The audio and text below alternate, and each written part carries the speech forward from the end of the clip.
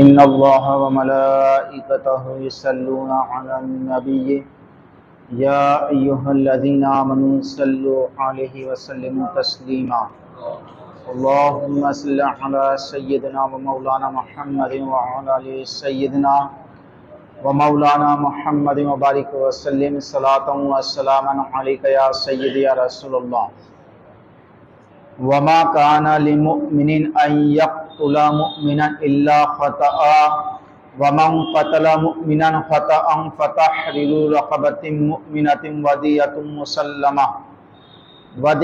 مسلمة إلى أهله إلا أن يصدقوا فإن كان من قوم عدو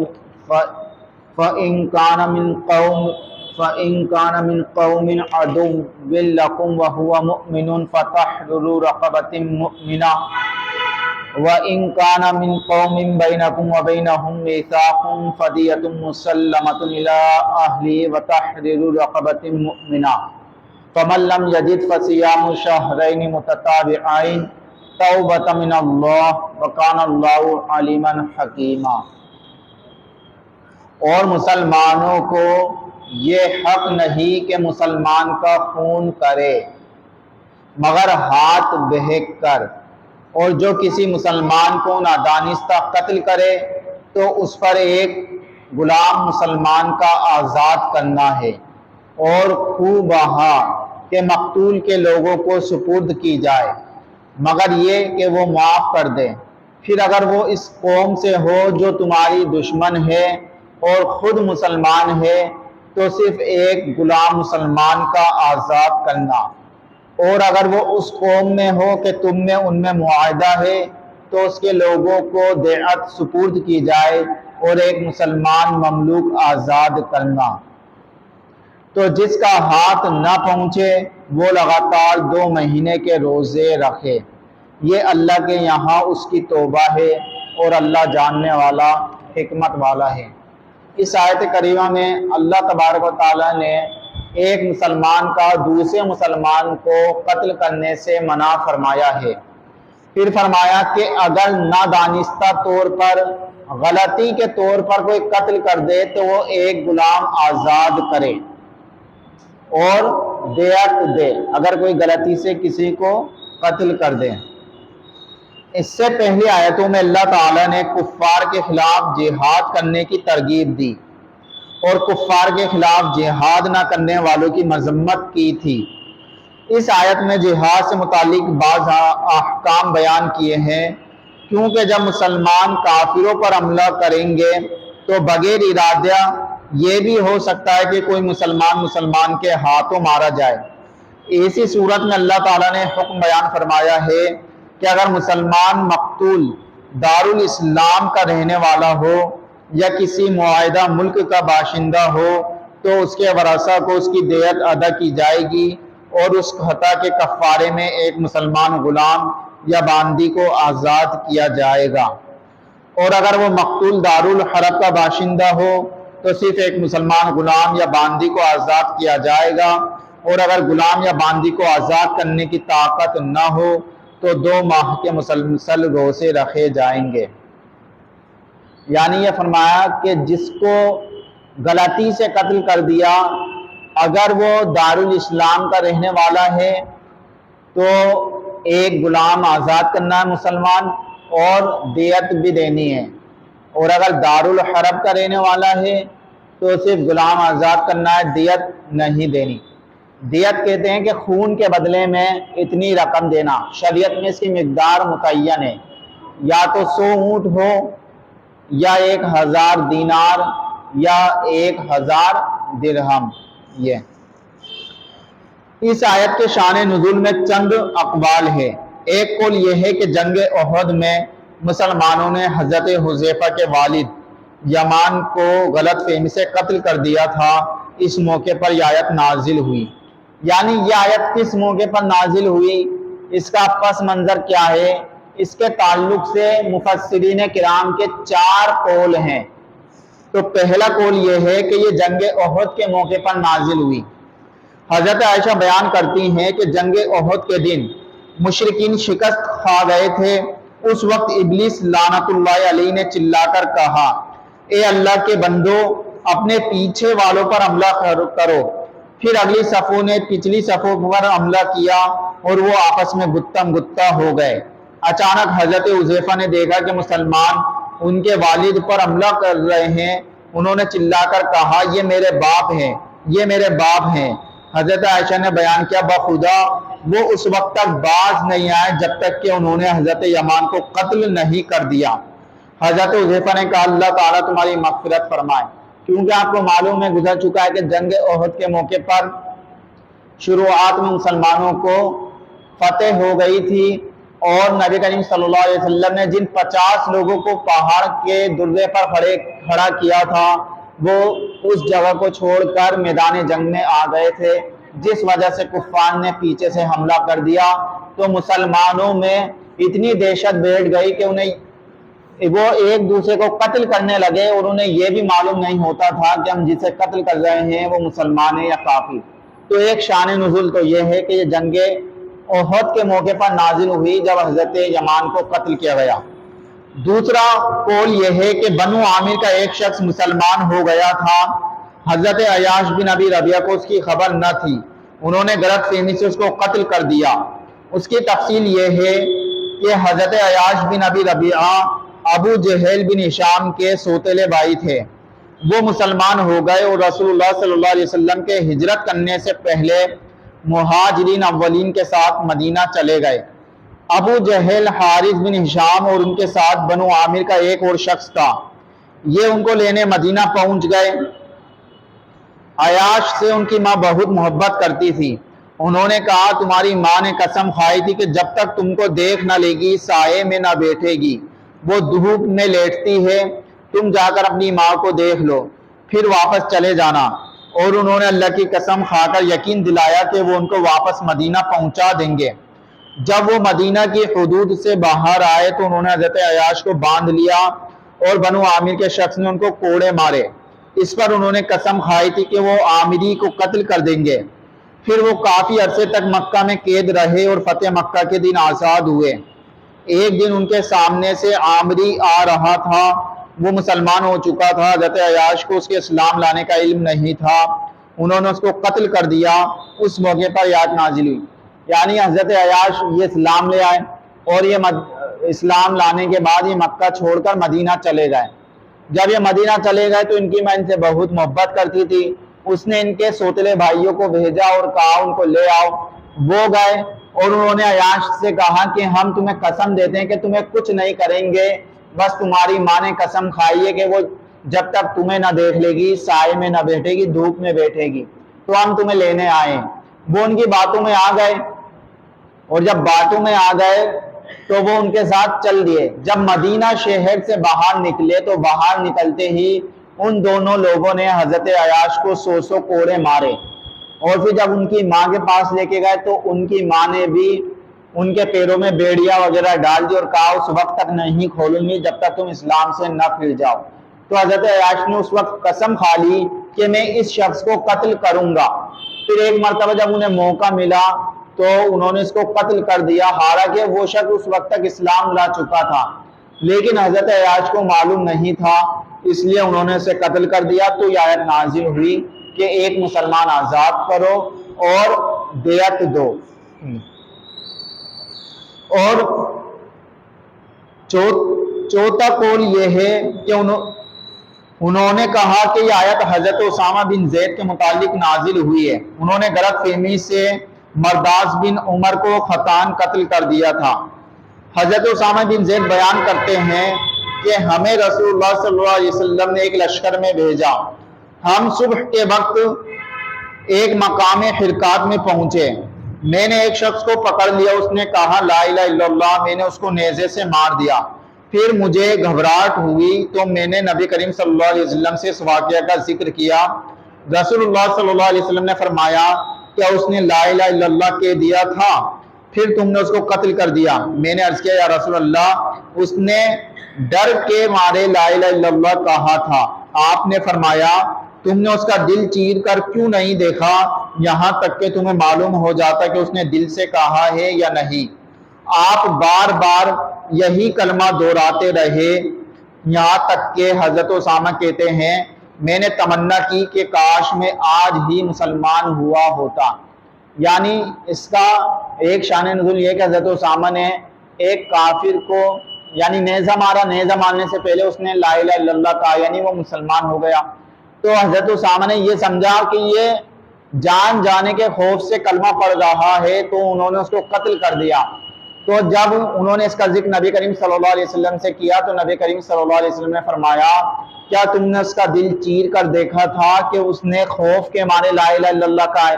ہو سکتا ہے کہ اس نے حقیقتاً اسلام لے آیا ہو۔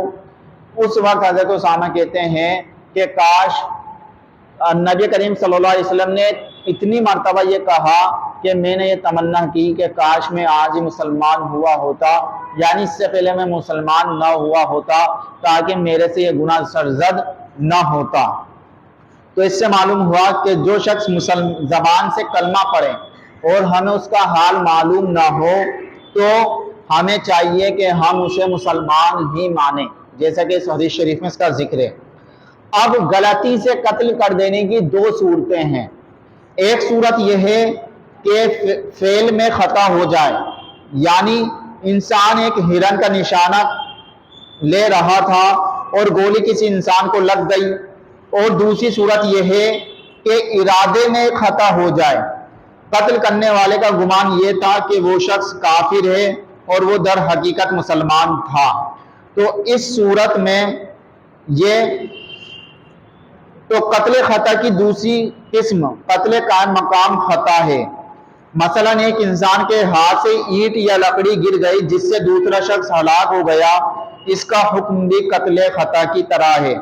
اس میں مقتول کے ورثہ کو دیت ادا کی جائے گی اور ایک غلام یا باندی کو آزاد کیا جائے گا، اور ایک قبل بالسبب ہے، یعنی ایک شخص نے دوسرے کی ملکیت میں کنواں کھودا جس میں کوئی شخص گر کر ہلاک ہو گیا، یا کوئی شخص کسی سواری پر سوار تھا اور اس سواری نے کسی شخص کو ہلاک کر دیا، اس میں صرف عاقلہ پر دیت ہے۔ تو معلوم ہوا کہ قتل خطا کی دو صورتیں، ایک تو یہ کہ کام میں خطا ہو جائے، نشانہ لے رہا تھا کسی جانور کا اور لگ گیا انسان کو تو یہ عمل میں خطا ہو گئی، اور ایک ارادے میں خطا ہونا ہے کہ اس نے کافر سمجھ کر قتل کر دیا، تو اس کا حکم یہ ہے کہ ایک غلام آزاد کرے اور دیت دے۔ دیت کتنی ہے؟ 100 اونٹ یا 1000 دینار یا 1000 درہم۔ دیت کا معنی وہ مال جو مقتول کے وارثین کو مقتول کی جان کے بدلے میں دیا جاتا ہے، اس کو دیت کہتے ہیں۔ اگر مسلمان مقتول کے قرابت دار کافر ہو تو ان کو دیت نہیں دی جائے گی، کیونکہ کافر مسلمان کا وارث نہیں ہوتا۔ مسلمان مقتول کے جو وارث مسلمان ہو ان کو دیت ادا کی جائے گی۔ علامہ فیروز آبادی نے لکھا ہے کہ دیت کا معنی ہے مقتول کا حق، اور اس کی اصطلاح تعریف یہ ہے کہ کسی مسلمان یا ذمی کو ناحق قتل کرنے یا اس کے کسی حصے کو ناحق تلف کرنے کی وجہ سے جو شرعاً مالی تاوان لازم آتا ہے اس کو دیت کہتے ہیں۔ یعنی کسی نے بغیر کسی جرم کے کسی مسلمان کو قتل کر دیا، یا بغیر کسی جرم کے کسی مسلمان کی آنکھ پھوڑ دی، ہاتھ کاٹ دیا، تو اسے کیا کہتے ہیں؟ تو اس کے بدلے میں جو مال اس پر لازم آتا ہے اسے کہتے ہیں دیت۔ اور دیت کتنی ہے؟ تو نبی کریم صلی اللہ تعالی علیہ وسلم نے فرمایا جس شخص نے کسی مومن کو جان بوجھ کر قتل کیا اس کو مقتول کے ورثہ کے حوالے کر دیا جائے گا، اگر وہ چاہے تو اس کو قتل کر دیں اور اگر چاہیں تو اس سے دیت وصول کر لیں۔ قتل عمد کی دیت یہ 3 سال کی اونٹنیاں، یعنی 30 3 سال کی اونٹنیاں، 30 4 سال کی اونٹنیاں اور 40 5 سال کی اونٹنیاں، اس کے علاوہ جس مقدار پر وہ صلح کر لیں، یعنی 100 اونٹنیاں تو دینی ہے، اس کے علاوہ مقتول کے وارثین جس مقدار پر صلح کر لیں وہ بھی دینا ہے۔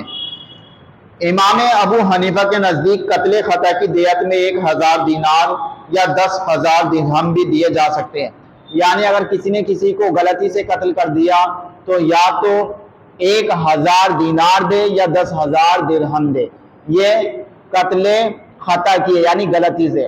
اور اگر جان بوجھ کر قتل کیا تو 100 اونٹ ہے، بتا دیا کہ 3 سال کی 30 اونٹنیاں اور 30 4 سال کی اونٹنیاں اور 40 5 سال کی اونٹنیاں، اور یہی دینا ضروری ہے دیت میں، اس کے علاوہ نہیں دے سکتے، یہ تو دینا ضروری ہے، اس کے علاوہ دوسری چیز پہ صلح ہو جائے تو وہ بھی دینا ضروری ہے۔ وما علینا الا البلاغ۔ السلام علیکم ورحمۃ اللہ تعالی وبرکاتہ۔ اما بعد فاعوذ باللہ من الشیطان الرجیم، بسم اللہ الرحمن الرحیم۔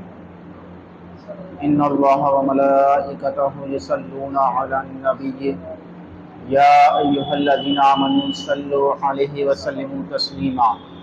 اللہم صل علی سیدنا مولانا محمد وعلی آل سیدنا ومولانا محمد وبارک وسلم صلاۃ و سلاما علیک یا سیدی یا رسول اللہ۔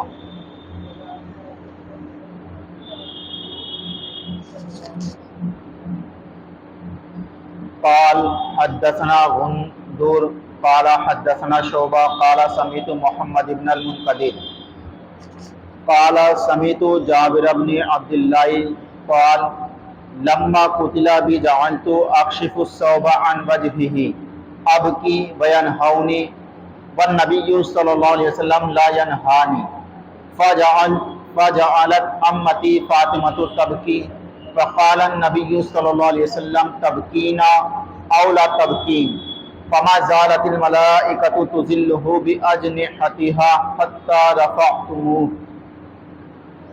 حضرت جابر بن عبداللہ کہتے ہیں کہ جب میرے والد کو شہید کر دیا گیا تو میں اپنے والد کے چہرے سے کپڑا ہٹا رہا تھا، کپڑا ہٹا کر رونے لگا، وینہونی اور لوگ مجھے منع کر رہے تھے کپڑا ہٹانے سے، والنبی صلی اللہ علیہ وسلم اور نبی کریم صلی اللہ علیہ وسلم لا ینہانی مجھے منع نہیں کر رہے تھے۔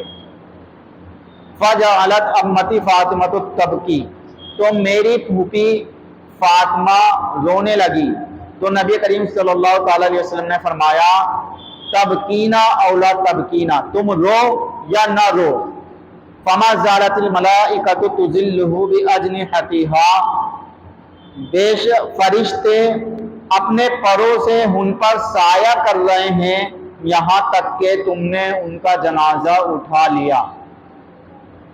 یعنی نبی کریم یہ جو فرمایا کہ تم رو یا نہ رو، یہ راوی کا شک ہے، یعنی جو حدیث بیان کر رہا ہے اس کو شک ہے کہ نبی کریم صلی اللہ تعالی علیہ وسلم نے کیا کہا تھا، یہ کہا تھا کہ تم رو یا یہ کہا تھا نہ رو، کچھ بھی کہا ہو لیکن نبی کریم صلی اللہ تعالی علیہ وسلم یہ بتا رہے ہیں کہ یہ شہید ہیں اور فرشتے اپنے پروں سے ان پر سایہ کر رہے ہیں۔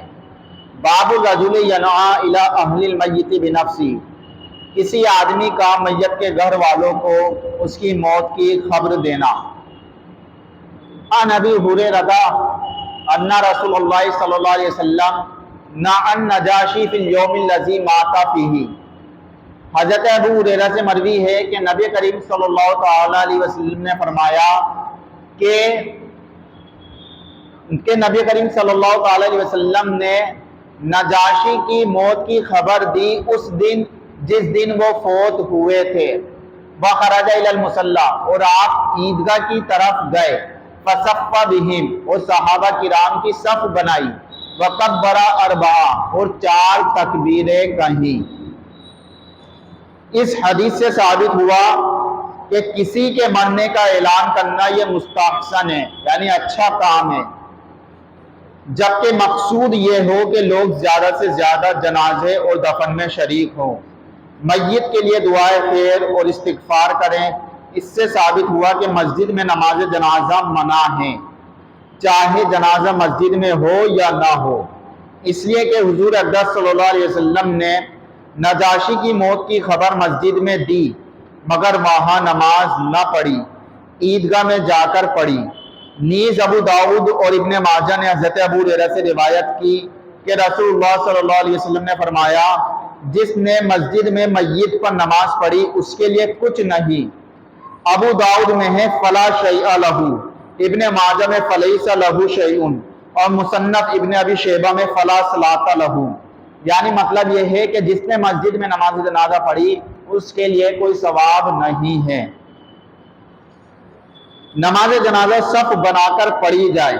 ترمذی میں مالک بن حبیر سے مروی ہے کہ رسول اللہ صلی اللہ علیہ وسلم نے فرمایا جس پر 3 صفوں نے نماز پڑھی اس کے لیے واجب ہے، یعنی جنت یا مغفرت، یعنی جس میت کے جنازے میں اتنے 3 صفیں ہو گئی تو اس جنازے اس میت کی یا تو کے لیے جنت واجب ہو گئی یا مغفرت واجب ہو گئی، یعنی اس کو بخش دیا گیا۔ اور نسائی میں ابو الملیک نے ام المومنین حضرت میمونہ سے روایت کی کہ نبی کریم صلی اللہ علیہ وسلم نے فرمایا جس پر ایک امت نماز پڑھے گی اس میت کی شفاعت کرا دے گی۔ لوگوں نے ابو الملیک سے پوچھا امت کتنی ہوتی ہے تو بتایا کہ 40 آدمی۔ اسی میں ام المومنین حضرت عائشہ صدیقہ سے مروی ہے کہ امت سے مراد 100 آدمی ہیں، یعنی جس جنازے پر 40 آدمیوں نے یا 100 آدمیوں نے نماز جنازہ پڑھی تو اس مرنے والے کی بخشش کر دی جاتی ہے۔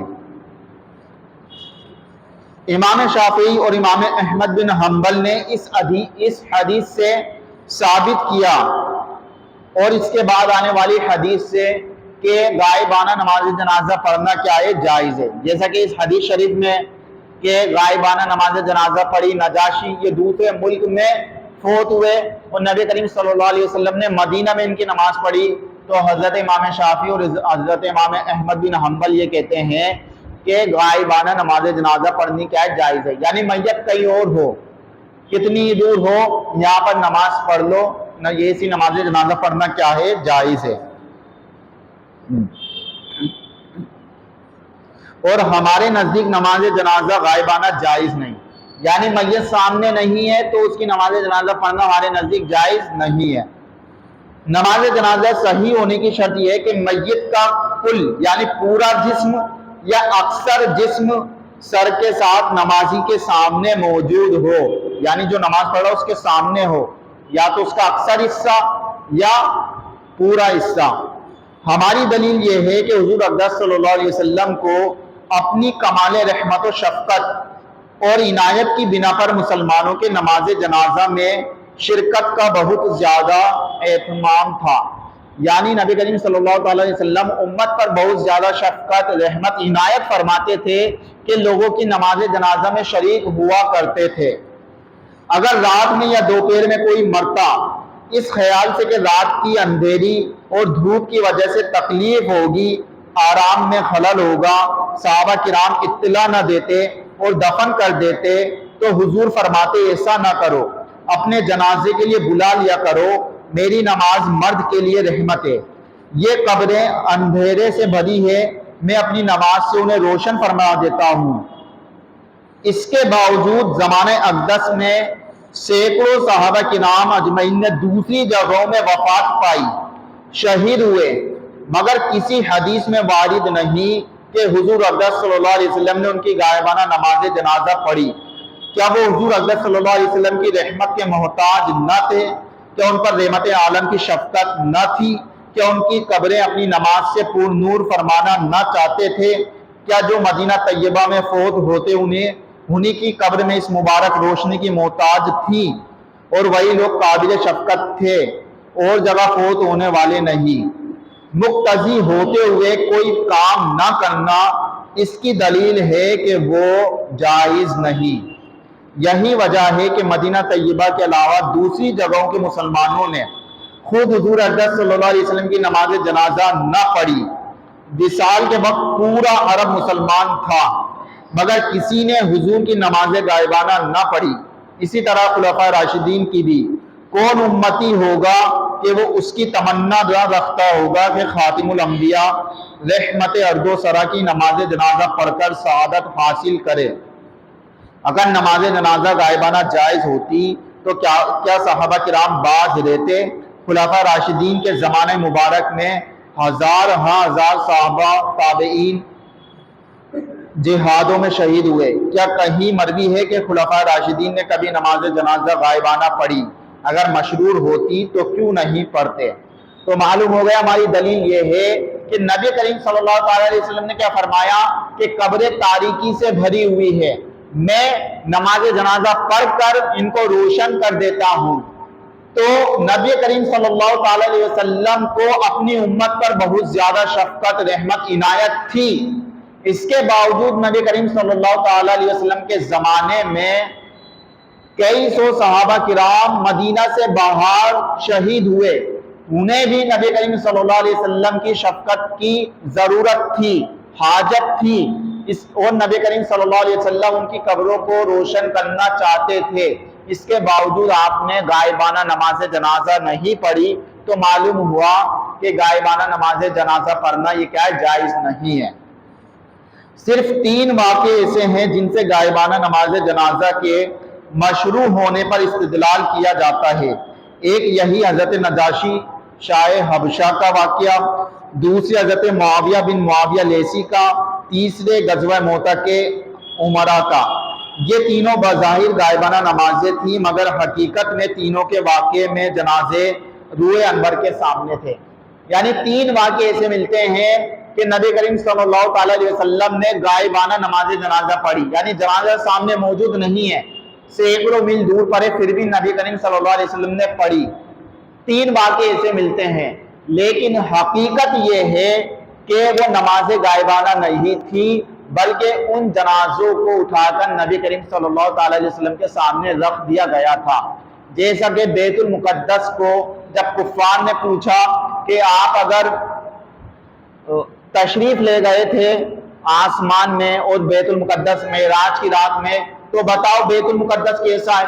تو بیت المقدس کو اٹھا کر نبی کریم صلی اللہ علیہ وسلم کے سامنے رکھ دیا گیا اور آپ نے ہر چیز بتا دی اس کی۔ اسی طرح وہ جنازوں کو نبی کریم صلی اللہ علیہ وسلم کے سامنے رکھ دیا گیا یا حجابات اٹھا دیے گئے، تو وہ جنازے سامنے ہی تھے، وہ غائبانہ نہیں تھے۔ جیسا کہ حضرت نجاشی کے جنازے کے بارے میں صحیح ابن حبان میں حضرت عمران بن حسین کی حدیث میں یہ تصریح ہے، فَصَلَّيْنَا خَلْفَهُ وَنَحْنُ لَا نَرَىٰ إِلَّا أَنَّ الْجَنَازَةَ قُدَامَنَا۔ ہم نے حضور کے پیچھے نماز پڑھی اور ہم دیکھتے تھے کہ جنازہ ہمارے سامنے ہے، تو معلوم ہو گیا کہ یہ نماز غائبانہ نہیں تھی۔ پھر یہ کہ حضرت نجاشی کے نماز جنازہ پڑھنے میں بہت ساری مصلحتیں تھی۔ وہ حبشہ میں فوت ہوئے، وہاں ان کی نماز جنازہ نہ ہوئی، اس لیے آپ نے پڑھی۔ رحمت عالم صلی اللہ علیہ وسلم نے اپنے اس دور افتادہ غلام پر نماز جنازہ پڑھی، نیز کچھ لوگوں کو ان کے مسلمان ہونے میں شک تھا۔ اعلان عام کے ساتھ عیدگاہ میں نماز جنازہ پڑھ کر یہ بتانا مقصود تھا کہ وہ مومن مخلص تھے، یعنی کچھ لوگوں کو شک تھا کہ وہ ایمان لائے یا نہ لائے، تو نبی کریم صلی اللہ علیہ وسلم نے ان کی نماز جنازہ پڑھ کر بتا دیا کہ وہ ایمان والے ہیں، تاکہ وہ لوگوں کا شک دور ہو گیا۔ انس بن مالک قال قال نبی صلی اللہ علیہ وسلم اخذ الرایا زید فاصیب ثم اخذ جعفر فاصیب ثم اخذ عبداللہ بن رواحہ فاصیب وان عین رسول اللہ صلی اللہ علیہ وسلم نتزدفان۔ حضرت انس بن مالک سے مروی ہے کہ نبی کریم فرماتے ہیں کہ نبی کریم صلی اللہ علیہ وسلم نے فرمایا کہ جھنڈا زید نے لیا، پھر وہ شہید کر دیے گئے، پھر جعفر نے پکڑا تو وہ شہید کر دیے گئے، پھر عبداللہ بن رواحہ نے جھنڈا پکڑا، پھر وہ شہید کر دیے گئے۔ پھر اور بے شک نبی کریم صلی اللہ علیہ وسلم کی دونوں آنکھوں سے آنسو بہہ رہے تھے۔ فَإِنَّا ثُمَّ خَزَا خالد بن الولید من غیر امرتین، پھر بغیر کسی کے مشورے کے خالد بن ولید نے جھنڈا پکڑا، یعنی میدان جنگ میں۔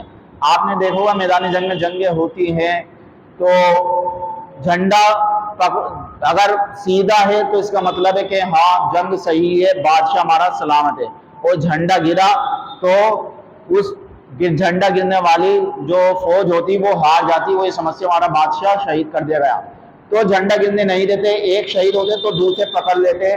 پھر آخر میں حضرت خالد بن ولید نے جھنڈا تھام لیا، فَفُتِحَ لَهُ، تو انہیں جیت عطا فرما دی گئی، یعنی انہیں فتح ہو گئی۔ خالد بن ولید ایک ایسے صحابی ہے جو کبھی کوئی جنگ نہ ہارے، کبھی کوئی جنگ نہ ہارے، اس لیے ان کا لقب سیف اللہ، نبی کریم صلی اللہ علیہ وسلم نے ان کا لقب کیا رکھا؟ سیف اللہ، کہ کسی جنگ میں انہیں شکست نہیں ہوئی، جس جنگ میں جاتے اس جنگ کو فتح فرما دیتے۔ یہ جنگ غزوہ موتا، یہ واقعہ کس جنگ کا ہے؟ غزوہ موتا کا ہے۔ غزوہ موتا بیت المقدس سے 2 منزل کے فاصلے پر بلقا کے ادھر موتا نامی ایک مقام ہے۔ یہ جنگ جمادی الاولیٰ 8 ہجری میں ہوئی تھی۔ حضور اقدس صلی اللہ علیہ وسلم نے حضرت حارث بن عمیر کے ہاتھ بصرہ کے حاکم یا کیسر کے پاس ایک پیغام بھیجا تھا، انہیں شرابیل بن عمرو نے شہید کر دیا تھا۔ یہ اگرچہ عربی نژاد تھا مگر کیسر کے ماتحت اس علاقے کا حاکم تھا۔ اس دور میں بھی قاصدوں کا قتل کرنا بہت بڑا جرم تھا، یعنی کسی پیغام لے جانے والے کو نبی کریم صلی اللہ علیہ وسلم نے پیغام دے کر بھیجا۔ اب پیغام دے کر بھیجا تو جس کے پاس بھیجا اس نے اسے قتل کر دیا، اور قاصد کا قتل کرنا یہ بہت بڑا جرم ہوا کرتا تھا۔ حضور اقدس صلی اللہ علیہ وسلم نے شرابیل بن عمرو کو سبق سکھانے کے لیے حضرت زید بن حارثہ کی سرکردگی میں 3000 کی فوج ترتیب دے کر بھیجی اور ہدایت فرما دی، اگر زید شہید ہو جائے تو جھنڈا جعفر بن ابی طالب لے لیں، وہ شہید ہو جائے تو عبداللہ بن رواحہ لے لیں۔ اسے ایک یہودی نے سنا تو کہا، اگر یہ نبی ہے تو تم تینوں اس جنگ میں مارے جاؤ گے، اور ایسا ہی ہوا، وہ تینوں مارے گئے۔ حضرت عبداللہ بن عمر رضی اللہ تعالیٰ عنہ نے فرمایا، ہم نے جعفر بن ابی طالب کو شہیدوں میں تلاش کیا تو دیکھا کہ ان کے جسم پر نیزے اور تیر کے 90 زخم تھے، سب سامنے تھے، پیچھے ایک بھی نہ تھا۔ جب ان کا دایاں ہاتھ کٹا تو جھنڈا بائیں ہاتھ میں لیا، یہ بھی کٹ گیا تو دونوں کٹے ہوئے ہاتھوں سے علم تھاما۔ حضرت خالد بن ولید نے فرمایا، اس دن میرے ہاتھ میں 9 تلواریں ٹوٹی، ایک یمانی تلوار رہ گئی۔ یعنی حضرت خالد بن ولید نے اس دن میدان جنگ میں وہ جوہر دکھائے کہ 9 تلواریں آپ کے ہاتھ سے ٹوٹ گئی، آخر میں آپ کو فتح نصیب ہوئی۔ حضرت خالد بن ولید دنیا کے مانے ہوئے سپہ سالار، جنہوں نے کسی جنگ میں کبھی شکست نہ کھائی، جنہیں خود رسول اللہ صلی اللہ علیہ وسلم نے سیف اللہ فرمایا، جن کی تلوار نے روم جیسی عظیم طاقت کے پرزے اڑا دیے۔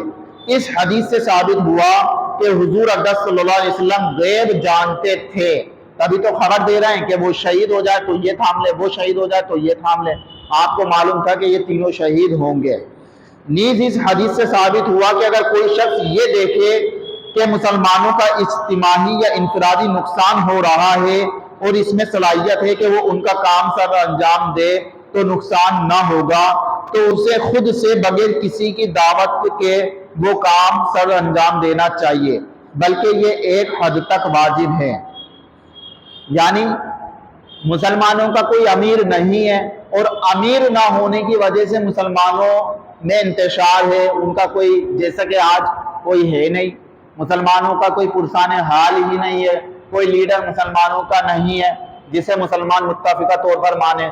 تو جہاں ایسا ہو کہ کوئی مسلمانوں کا کوئی امیر نہ ہو اور مسلمانوں کی حالت خراب ہو، مسلمانوں پر ظلم و ستم کیے جا رہے ہوں، تو اگر کوئی شخص وہاں پر ایسا ہے جس میں یہ صلاحیت ہے کہ وہ ان کا امیر بن سکتا ہے، تو وہ انتظار نہ کرے کہ مجھے یہ لوگ امیر بنائے تو میں بنوں، بلکہ وہ خود سے بن جائے۔ جیسا کہ حضرت خالد بن ولید نے نبی کریم صلی اللہ علیہ وسلم نے 3 لوگوں کے نام بتائے تھے کہ یہ شہید ہو جائے تو یہ جھنڈا لے لے، یہ شہید ہو جائے تو یہ لے لے، لیکن اس کے بعد نہیں بتایا۔ پھر اس کے بعد بغیر کسی مشورے کے، بغیر کسی حکم کے حضرت خالد بن ولید نے جھنڈا تھام لیا، کیونکہ ان میں وہ صلاحیت تھی کہ وہ مسلمانوں کو نقصان سے بچا لے، اور ایسا ہی ہوا کہ انہوں نے مسلمانوں کو نقصان سے بچا لیا۔ وما علینا الا البلاغ۔ السلام علیکم۔